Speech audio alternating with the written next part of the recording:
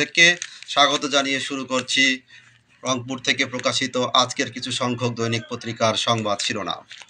প্রথমে হাতে রয়েছে আমাদের প্রতিদিনের সংবাদ শিরোনামে রয়েছে হুমকির মুখে ১৪৬ বছরের রেল সেতু, ৬ বছরেও শেষ হয়নি সোনাহাট সেতুর নির্মাণ কাজ। পাশাপাশি রয়েছে সাবেক সমাজ কল্যাণ মন্ত্রী নুরুজ্জামান ৫ দিনের রিমান্ডে। দৈনিক আমাদের প্রতিদিন।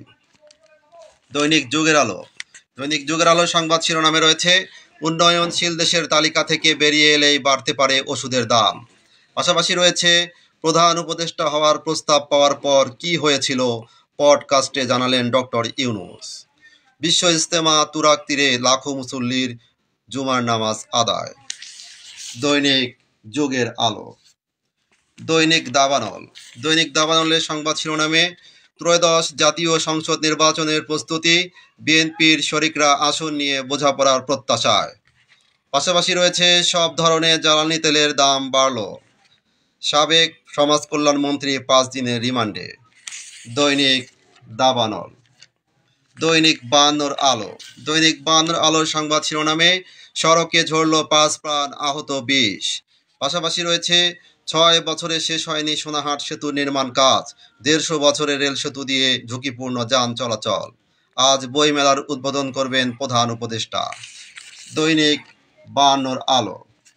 দৈনিক সকালের বাণী সংবাদ শিরোনামে রয়েছে অন্তর্বর্তী সরকার প্রধান হওয়ার আগে পরে কি ঘটেছিল জানালেন ডক্টর ইউনূস। পাশাপাশি রয়েছে রংপুরে ঘন কুয়াশায় ৭ সকালে সড়ক দুর্ঘটনায় প্রাণ গেল ৫ জনের। অমর একুশে বইমেলা উদ্বোধন করবেন প্রধান উপদেষ্টা। দৈনিক সকালের বাণী। দৈনিক আগামীর সন্ধানে সংবাদ শিরোনামে রয়েছে রংপুরে পৃথক সড়ক দুর্ঘটনায় নিহত ৫। পাশাপাশি রয়েছে সাবেক মন্ত্রী নুরুজ্জামান ৫ দিনের রিমান্ডে। সরকার কমিশনের দিকে তাকিয়ে আছে ইসি। ইজতেমা ময়দানে দেশের সর্ববৃহৎ জুমার জামাত অনুষ্ঠিত। আজ অমর একুশে বই মেলা উদ্বোধন করবেন প্রধান উপদেষ্টা। দৈনিক আগামীর সন্ধানে। এই ছিল সত্যেরকণ্ঠ 24.com পেজের পক্ষ থেকে আজকের কিছু সংখ্যক দৈনিক পত্রিকার, যা রংপুর থেকে প্রকাশিত সংবাদ শিরোনাম। নিয়মিত সংবাদ জানতে চোখ রাখুন সত্যেরকণ্ঠ 24.com ও সত্যেরকণ্ঠ ইউটিউব চ্যানেল। সত্যেরকণ্ঠ